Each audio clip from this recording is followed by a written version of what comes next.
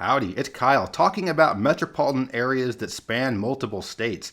Many cities in the country were founded along state lines, whether they be rivers or other natural features or maybe just a line of longitude. And there's been plenty of growth in these cities and urban areas through the years, including into suburbs that span into the other states that are part of that metro. But not all of these metros have seen the same type of growth in each of the states represented in the metro. So what I wanted to do here is take a look at each of these metro areas that are located along state lines and just see what percentage of the population is in each state and take a look at some of the reasons as to why that might be.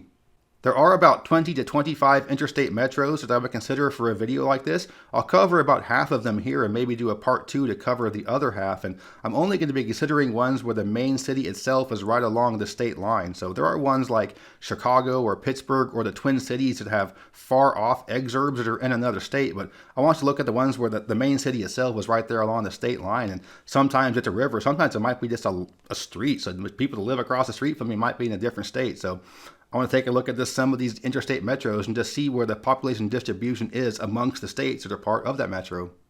I'm going to start with the metro where I live, and that's Chattanooga, Tennessee. The city population is about 182,000. There are 380,000 in Hamilton County and about 581,000 in the metro area.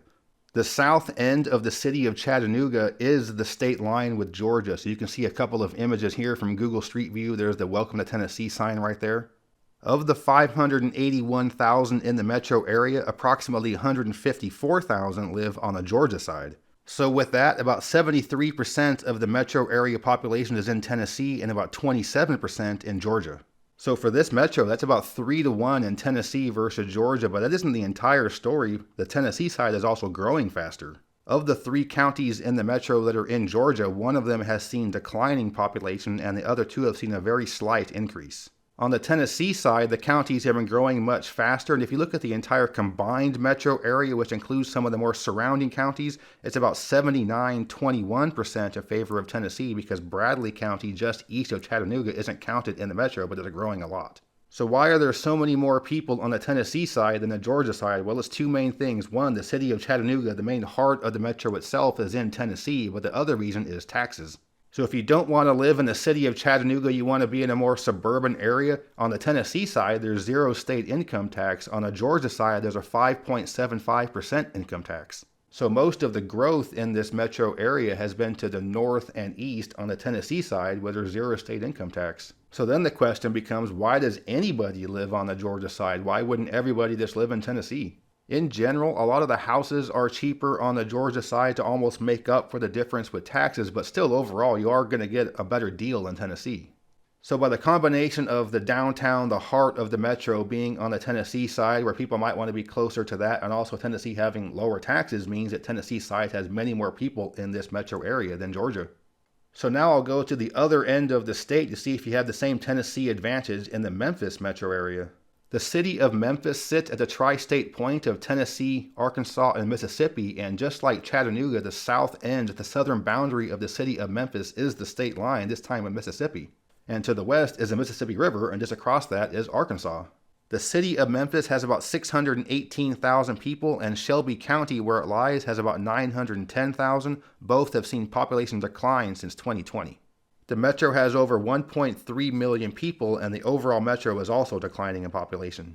The Mississippi side has about 290,000 people, mostly in the suburban counties of DeSoto, Tate, and Marshall. Both DeSoto and Marshall are growing in population, while Tate has flat population growth.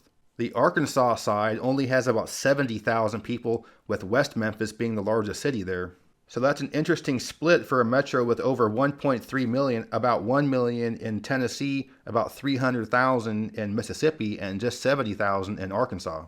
So what's going on in Memphis is pretty similar to Chattanooga. The heart of the metro area, the downtown, the historic areas with the cool, fun stuff are all in Tennessee, but also the lower taxes has led to a larger population on the Tennessee side. The Mississippi portion goes right up to Tennessee, and the state line's basically just a street you can cross. But despite the state being right there are more people in Tennessee because there is an income tax in Mississippi. So why so few in Arkansas then?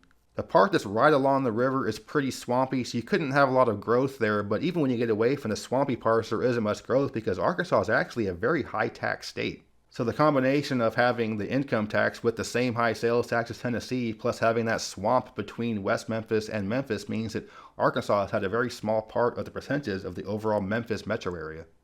So now let's go one state north to Kentucky and into Louisville, whose northern suburbs are across the Ohio River in Indiana. There are about 624,000 people in the city of Louisville, which is the same as Jefferson County, and almost 1.4 million in the metro, and it is growing. Across the river in Indiana are a couple of suburban counties whose combined population are about 270,000. So that puts the overall metro distribution at about 80-20 Kentucky-Indiana, so almost 4-1 in Kentucky. But the overall tax situation there isn't that different on each side of the river, so that's not going to be the main deciding point for where people live.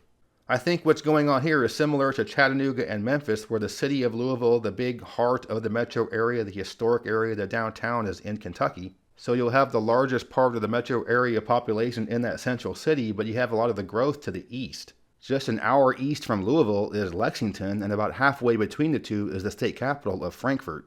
So you've seen quite a bit of growth at the east end of the metro area, and along I-64 there really isn't that much open space between the east end of the Louisville suburbs and the west end of Frankfort. Meanwhile, on the Indiana side, once you go across the Ohio River into the few suburbs there really isn't much in Indiana until you get pretty far into the state. So I find it very interesting that the Tennessee metros on state lines have about a 3-to-1 population ratio in Tennessee with that huge tax advantage, but for Kentucky, Indiana in this case, it's a 4-to-1 even though there isn't that tax advantage. So now I'm going to head up I-71 to Cincinnati, Ohio, and see where Kentucky fares when it's on a state line metro area, but it's the side that doesn't have the main city downtown. The city of Cincinnati has about 312,000 people with slight growth. Hamilton County, where it is, has about 827,000 people with a slight decline. But either way, there are just under 2.3 million people in the overall metro area, and it is growing. Of that 2.3 million, approximately 468,000 are in Kentucky, across the Ohio River from downtown Cincinnati in the suburbs referred to as Northern Kentucky. And also, there are about 85,000 people in a couple of the southeasternmost counties in Indiana, which are the far exurbs of Cincinnati. So the overall population distribution is 76% of the metro area on the Ohio side, and 24% combined between Kentucky and Indiana. So just like the other metros, you have most of the population on the side where you have the main heart of the metro area, in this case downtown Cincinnati. But one thing important to note in this metro is that the Kentucky side is actually growing faster even though the population is lower. And that might very well be because of taxes. Ohio has much higher property taxes than Kentucky and has a 1% higher sales tax, although the income tax is 1% lower. But at the same time, the tax burden isn't a huge difference, and the Ohio side does have better hospitals and better schools. And you have that small percentage of the population in Indiana because that is kind of the far out exurb, so it isn't really that close. But yeah, Cincinnati, one more interstate metro where it's about 3-to-1 in one state versus the others. Okay, now heading to the west coast, I'm going to Portland, Oregon. This sits right along the Columbia River, which is the state line with Washington, so the suburbs across the river are in Washington state. There are about 630,000 people in the city of Portland, with a slight decline since the most recent census. There are approximately 2.5 million people in the overall metro area with a very flat population growth profile. Of that 2.5 million, approximately 530,000 live on the Washington side, mostly in one county. The largest city in that county is Vancouver, so you'll often hear about Vancouver, Washington. That is a suburb of Portland. So that puts the overall split at about 79% to 21%, so another 4-to-1 for one state over the other. Worth noting is that the Columbia River is the state line between Oregon and Washington, but when you see photos of downtown Portland, the river you see there is the Willamette River. So unlike Cincinnati and St. Louis, downtown Portland is not along the state line, but the northern boundary of the city of Portland is the Columbia River, which is the state line. However, Portland is declining in population. The overall metro is gaining, but almost all of that growth is on the Washington side. And this state line is where you have the biggest dichotomy in taxes in the country. In Oregon, you have some of the highest income taxes in the country, but no sales tax. In Washington, you have no income tax, but just about the highest sales tax in the country. But having zero state income tax and really high sales tax is great for rich people, not so great for poor people. So I would imagine much of the growth of people in this metro area moving from Oregon to Washington are going to be middle class or wealthy people that gain more from that type of tax structure in Washington. Okay, so now let's head back to the Midwest and St. Louis, Missouri. This is another metro where a river is the state line, so just across the Mississippi River from downtown St. Louis is Illinois. The city of St. Louis has about 280,000 people with a steady population decline for about the past 70 years. The overall metro area has just under 2.8 million, and the metro has seen about a 1% population loss since 2020. Of that 2.8 million, just under 2.2 million are in Missouri and about 670,000 are in Illinois. That gives the overall metro about a 68-32 split Missouri-Illinois. And even though the metro area as a whole is losing population, all of the counties on the Illinois side are losing population, but all of the suburban counties in St. Louis side are gaining. So generally what's happening here is people are moving from the city of St. Louis and the immediate suburbs as well as the Illinois side to the more far out suburbs on the Missouri side. So you have the same situation here with a more historic downtown. The heart of the metro area is in the state that has a larger part of the metro population. And just like most of the other ones we've talked about, Missouri, the side with the most people, is also the side that has lower tax. Missouri and Illinois have the exact same income tax, but Illinois has much higher property and sales taxes. So there's definitely a tax advantage on the Missouri side, and that 68-32 split might be more like 70-30 in a couple years. Okay, now going to the other end of the state, let's go to Kansas City. The city of Kansas City, Missouri has about 511,000 people with some population growth. It's located in Jackson County with about 717,000 with a flat population profile. And on the Kansas side, you have Kansas City, Kansas, but also some of the other suburbs. The metro as a whole has about 2.2 million people, and there has been some growth in the overall metro. And this is the first one we're looking at that has a relatively even split. There are just under 1.3 million people on the Missouri side and about 930,000 people on the Kansas side. That gives the overall population split in this metro 58% in Missouri, 42% in Kansas. One thing interesting about the state line here is you can see the confluence of the Kansas and Missouri rivers to the north of the city, but south of the confluence, the state line is no longer the river, it's just a line of longitude. So what that means is there's a single street called State Line Road that is the state line, and it's not really a huge street, so you can live across the street from your neighbor on a relatively small street, and it's a state line. And in terms of taxes, the two states are relatively even. They both have fairly high property tax, they have very similar sales tax, and they have about the same income tax as well, with Kansas being slightly higher. Also, there's more of a draw in this metro area to the west than to the east. You don't go very far west from this metro before you get to Lawrence, Kansas, the big college town for the University of Kansas, and not much farther than that is Topeka, the capital. Meanwhile, you go east along I-70 in Missouri, it's a while before you get to Jefferson City and Columbia. So with KC, Missouri being larger but more of the draw from this metro going to the west, I can see why you have a relatively even split in population amongst this metro area, 58-42.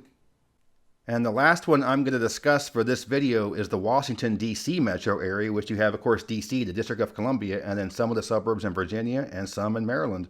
The city of Washington has about 680,000 people with a slight decline since the 2020 census.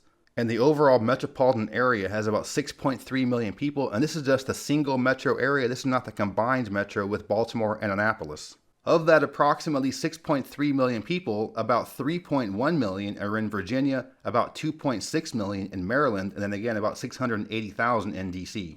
So that puts the overall population distribution in this metro as 49% in Virginia, 40% in Maryland, and 11% in the district.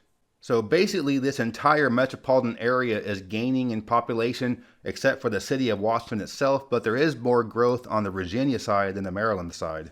The Potomac River is the one that flows right by the mall in Washington, D.C. and Arlington, Virginia, but it also continues on as the state boundary between Virginia and Maryland. For taxes, Virginia has a 5.75% flat income tax. Maryland's ranks between 4.75 and 5.75% depending on income. D.C. income taxes are higher at 6 to 9% depending on income level, but if you're middle or lower income in D.C., it's about the same tax burden in Virginia.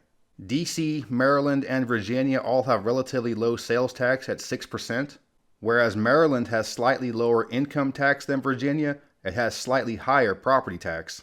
So there isn't a huge tax advantage in one place over another. DC with the higher property values, even though it has lower property tax, is still going to be pretty high. And a lot of people in DC do have very high income, so you are paying that higher income tax. But with Virginia and Maryland not being that terribly different in terms of cost, I can see why the overall metro area is relatively evenly split between Virginia and Maryland. A huge difference with here is that some of the northern and northeasternmost suburbs of DC start to blend in with the southwestern suburbs of Baltimore. So you're certainly going to have a lot more people that live in between DC and Baltimore, where maybe you have a split commute where one spouse commutes to one and one goes to the other. So you might have more growth, you would think, in some of those Maryland counties and some of the Virginia stuff. But I think more of the government type people, more of the DC type people that are suburban tend to live on the Virginia side.